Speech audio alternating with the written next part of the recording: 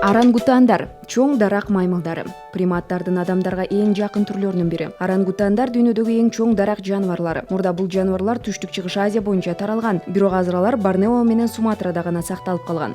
Орангутандар адамдардан кийинки эң акылдуу жаныбар деп эсептелет. Малай жана Индонезия тилдеринен которгондо орангутан токой адамы дегенди түшүндүрөт. Жергиликтүү эл аларды чындап эле токойго жашынган, иштебей кулчулукка түшүп калбасын деп дудук болуп жүргөн адамдар деп эсептешкен. Башка чоң маймылдар, шимпанзе, горилла жана адамдар менен бирге орангутандар да гоминдердин үй бүлөсүнө кирет. Калимантан орангутандарынын эркектери абдан чоң жана күчтүү, бою 1,5 метрге чейин, салмагы 100 килограммга жакын. Мындай өсүү жана колдун узундугу өтө чоң, дээрлик 2 метр. Ургачыларынын өлчөмү жарымына жакын. Чачтары сейрек, бирок узун чачтары ийиндеринде өсөт. Түсү кызыл куруң, атыгүл кызыл десек да болот. Бармактары тынымсыз дарактарга чыгууга ыңгайлашкан. Ошондуктан орангутандар дарак маймылдары деп аталат. Эркектери мурут жана сакал өстүрүшөт. Калимантан орангутандары Калимантан аралынын эндемикалык түрү болуп саналат. Алар деңиз деңгээлинен 1500 метр бийиктикке чейин тропикалык токойлордо жашашат.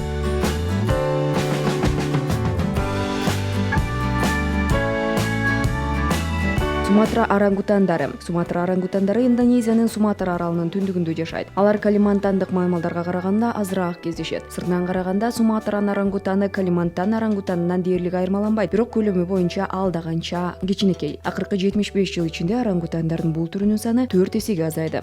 Бул айлана чөйрөнүн булганышы, токойлордун кеңири кыйылышы, жаныбарларды мыйзамсыз кармоо, сатуу жана браконьерчилик менен байланыштуу. Күндүз аптапта 4 метрден 30 метрге чейинки бийиктиктеги дарактарга жасаган бутактарынын уяларында эс алышат дагы, ысык басаңдаганда кайра тамакка чыгышат. Кечинде кайра уя салып түнөп калышат.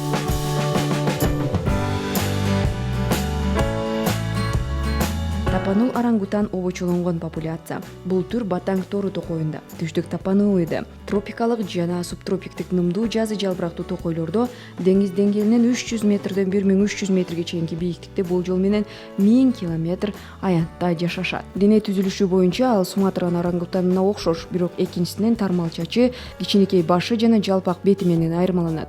Анын муруту өнүккөн жана эркектеринин жагында үлпүлдөк жүн өскөн. Ургаачыларынын дагы сакалы болот.